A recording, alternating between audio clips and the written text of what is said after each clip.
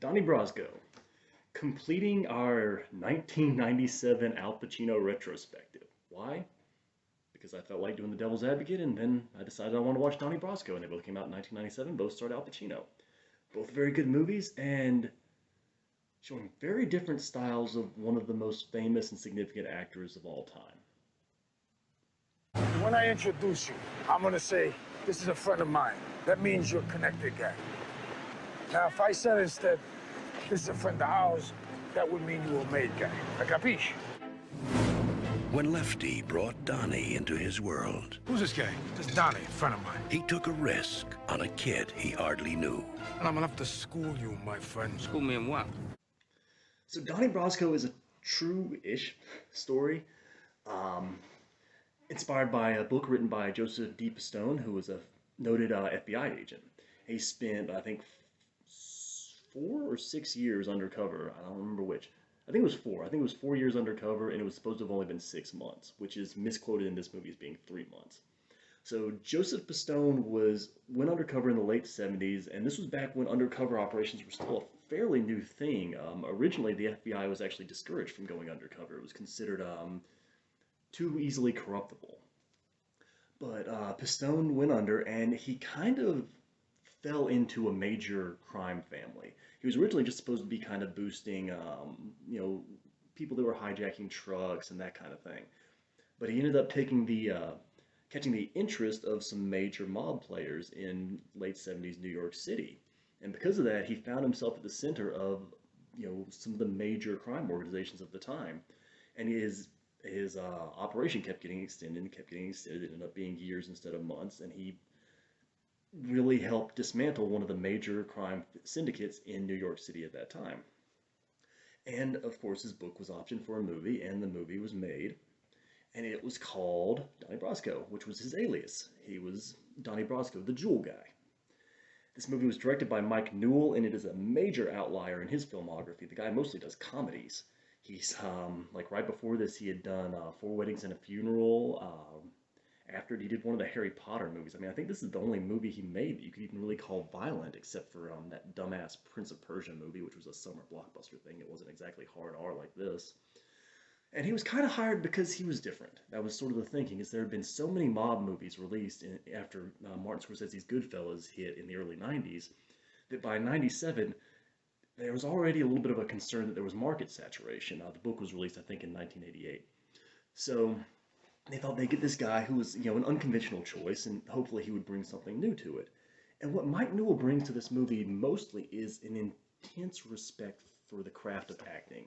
This movie is exceptionally well acted. It is very clear that these actors were given a lot of time to rehearse, and they also have the benefit of a fantastic script. Donnie Brasco notoriously has one of the most quotable scripts of any mob movie ever. The most famous line, of course, being "Forget about it," which is something they say throughout the whole movie, and Johnny Depp at one point in the movie famously even tries to explain it.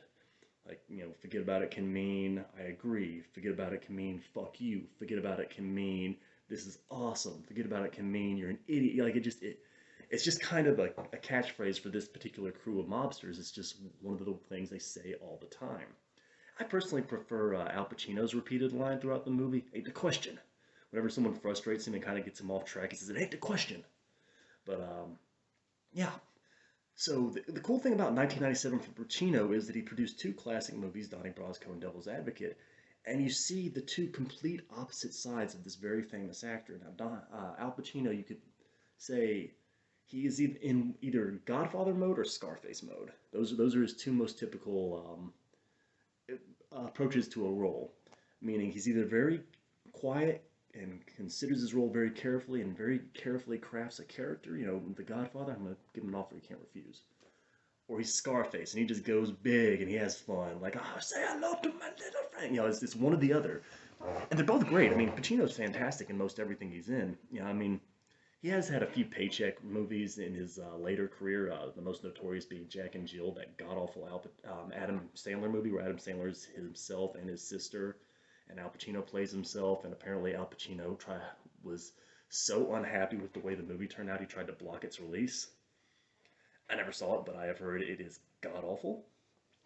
But yeah, Pacino's fantastic in this movie. He plays a real life mobster named Lefty Ruggiero, I believe, Benjamin Lefty Ruggiero. And I think the nickname Lefty is never explained, but I think it might be ironic because Benjamin apparently in Hebrew means right hand.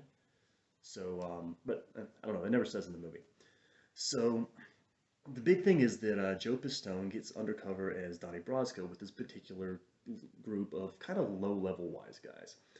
And that's the crew that Al Pacino's a part of. It's Al Pacino, it's Michael Madsen, who was famous for Mr. Blonde in Reservoir Dogs, the stuck in the middle with you, razor cut off the ear guy.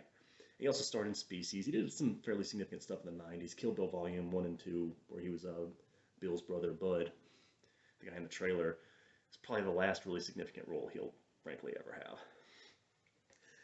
have. Bruno Kirby, who's the funny one, and James Russo, who's the kind of quiet one. And they're just this crew of kind of low level. They're like the Goodfellas, you know, like they aren't the Godfather. They're not the bosses. They're just guys who are street level hustlers, trying to make a buck type of guys.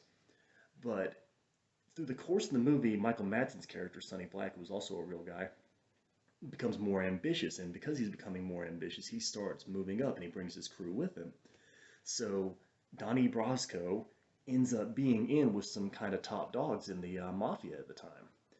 And that actually puts him in more danger, not because he's an undercover cop, but because he's part of this crew that's ascending very quickly, and it makes them all targets. So Donnie Brasco, the movie, is essentially about a cop who finds himself identifying too much with the criminals he's supposed to be busting.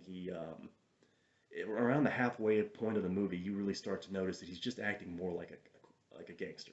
Like at one point, he has this thing where he doesn't like people to call him by his real name. He wants them to call him Donnie because he doesn't want to get confused and screw up in a conversation with these guys. Because if he screws up in a conversation with these guys, they'll probably kill him.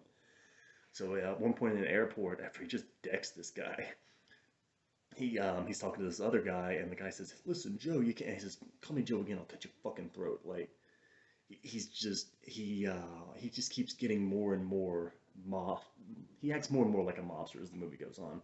And it's a great performance from Johnny Depp. This is one of Johnny Depp's few normal performances, meaning he's not covered in makeup, he's not doing an over-the-top accent, he's not playing someone who's crazy or funny or wacky, he's just playing a guy. I mean, he's doing a little bit of a street guy accent, but that's about as much as he's doing. And it's a fantastic piece of acting, and this is easily one of the best movies Johnny Depp's been in, easily. So you get a really good, solid piece of acting from Johnny Depp, and it's, like I said, it's refreshingly normal. He's not wearing contact lenses. He's not wearing a bright red wig. He's not acting like he's drunk the entire movie or any of that crap. It's just good acting. And he and Al Pacino have an outstanding rapport throughout the movie. This movie's better remembered for Pacino just because it's such a great, subtle piece of acting from him. And Pacino's more likely to go big than not. Pretty much from Dog Day Afternoon on, he likes to play the role big. But every so often he will downgrade a little bit. And he plays Lefty like just kind of a doddering old man. And this is a guy who's murdered 26 people, but there's nothing, they don't romanticize the mob at all in this movie. Lefty is just this guy, he's got a job, he's got kind of a crappy little, okay-ish apartment, he's got an okay-ish wife who doesn't seem that bright, and he's just, his clothes are all rumpled and don't really fit him, and he tends to just kind of be off in a corner slouched. Just looks tired as hell. And he's very honest, and he'll say funny things without really meaning to. He'll stumble in the middle of a conversation, just say what's the word? Like he gets phrases and expressions wrong, and he's got kind of a sad life. He's getting older. He knows he's getting older, and he knows that he's not raising in the ranks. He's pretty much as high as he's ever going to be.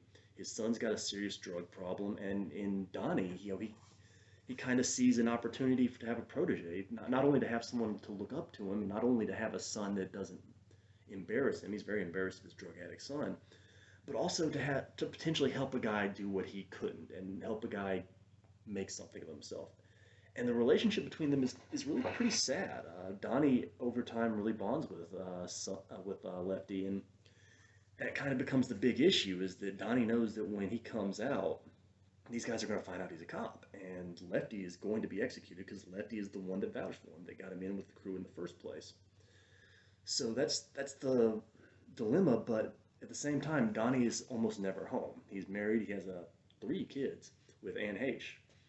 Anne Heche is an actress that never really became famous. In the late 90s, it looked like she might for about 2 seconds, and she did a movie with Harrison Ford called 6 Days, 7 Nights that wasn't very good, and she was in that remake of Psycho with Vince Vaughn that nobody liked. She did a TV show called Hung for a minute, and but she had some sort of breakdown. I can't remember if it was drugs or just purely psychological, but I remember her being arrested, just flipping out in someone's front yard at some point, and then she got a ton of plastic surgery, which she didn't need because she was a very attractive woman. But at this point, around the time this movie was made, I think she was probably most famous for being one of the first actresses to openly come out as being bisexual. She was actually in a relationship with Ellen DeGeneres for a while. And if I remember right, I think she was in that movie Ellen DeGeneres directed. Maybe. I don't know for sure. But she's good as the wife, and she and Depp have a good, also have good. All the acting in this movie is very good. Everything these actors bounce off each other very well. Everything is extremely authentic. You totally believe you're in 1970s New York City. The camera work is good, but it's not obtrusive. There's no. I like that Mike Newell isn't trying to be Martin Scorsese or Quentin Tarantino, because by the mid 90s, it seemed like every crime movie directed, the director was either trying to imitate Martin Scorsese or Quentin Tarantino. It was one of the others. I wish I was making Pulp Fiction, or I wish I was making Goodfellas.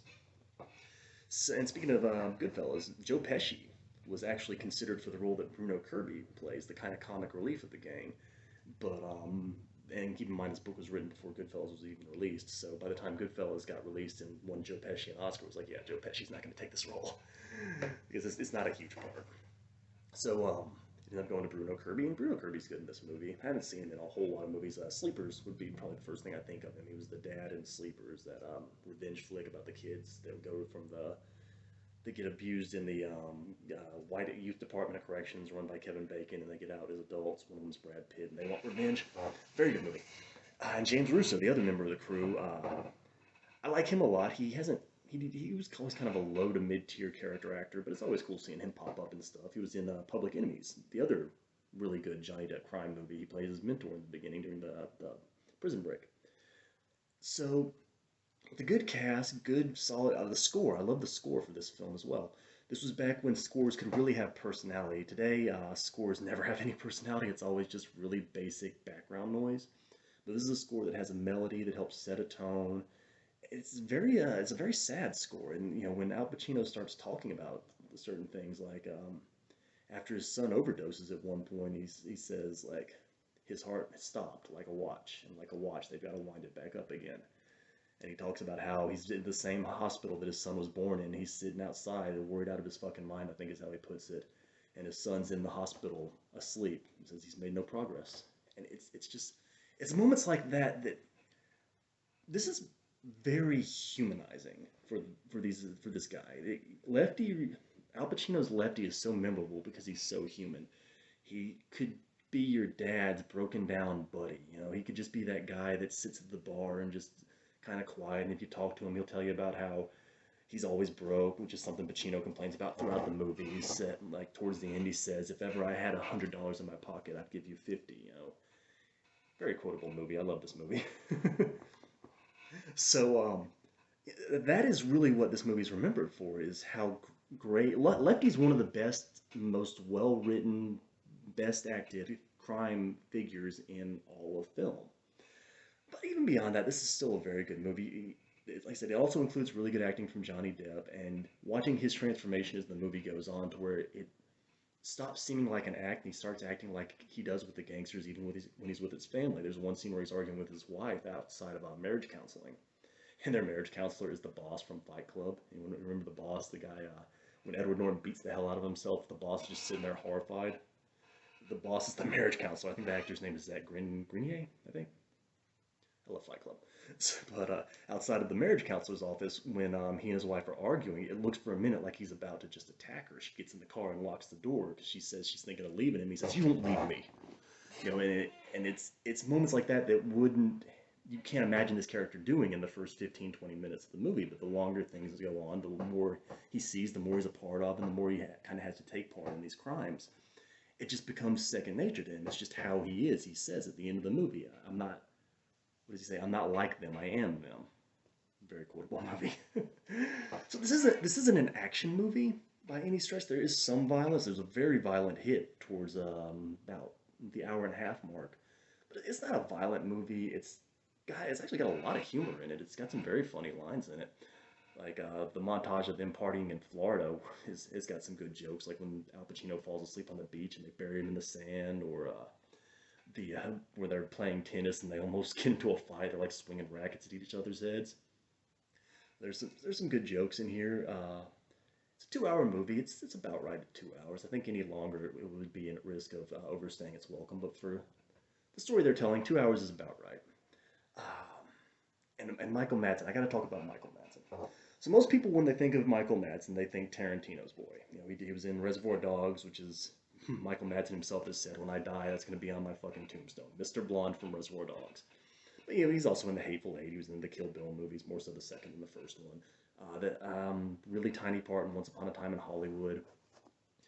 But watching this movie kind of frustrates you because it reminds you that this guy had real talent. He had real presence. He absolutely could have been a prolific, solid character actor.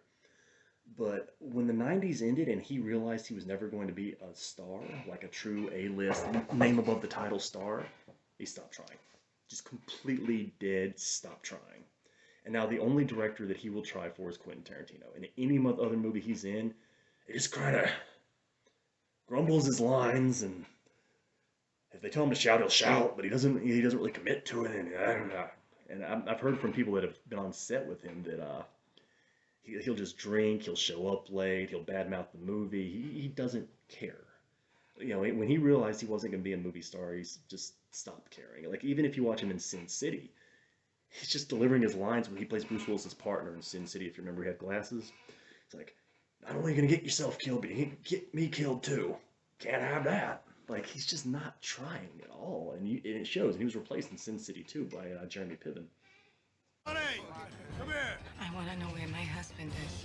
We don't know. You're gonna freeze up? No. A lot of guys freeze up. But he has one of my favorite scenes in the whole movie is where he's in the bar that they all hang out in, and everybody's bringing these really nickel and dime scores that aren't going to get him that much money, and he's getting more and more frustrated. He finally says, when I die, I'm going to be in the same fucking bar with the same fucking guys talking about the same fucking scams, and that's when I know that I'm in fucking hell. I love that sign. He delivers it so well. This movie curses a lot, by the way. That wasn't me making it up. There's on the IMDb trivia page, it says I think 138 uses of the word fuck. That's pretty high up there. So that's like a South Park, bigger, longer, and uncut level of cursing. And they had a whole song with the word fuck in the chorus. Madsen's great in this movie, and this is absolutely one of his better movies. He didn't appear in a lot of good movies, frankly. And this, Reservoir Dogs, the first Species movie, basically the Tarantino movies he worked in, and this and Species are almost as, and Sin City. Sin City was a good movie. About as much good as he's had in his whole career. But I like him when he's trying. When he's not in, well, they gave me some money to be in this movie, so I gotta, and his voice has gotten rougher and rougher as he's gotten older. But, yeah. So this isn't a very factual movie, though. I will point that out. I got the book. It's based on a book. I got the book. And the foreword to the book, not even the actual book, but the foreword to the book, completely refutes the entire movie. Like, in the foreword to the book, Joseph D. Pistone writes that the thing he's most proud of is that the job never changed him. Okay, so this is a fictional movie then, right? There are very, sort of similar things in it, but they changed a lot. This is essentially a work of fiction. The weird part about that is Pistone wrote several books, and one of them was purely a work of fiction, even though it was still about himself, which he kind of wrote fan fiction of himself. That's sort of funny.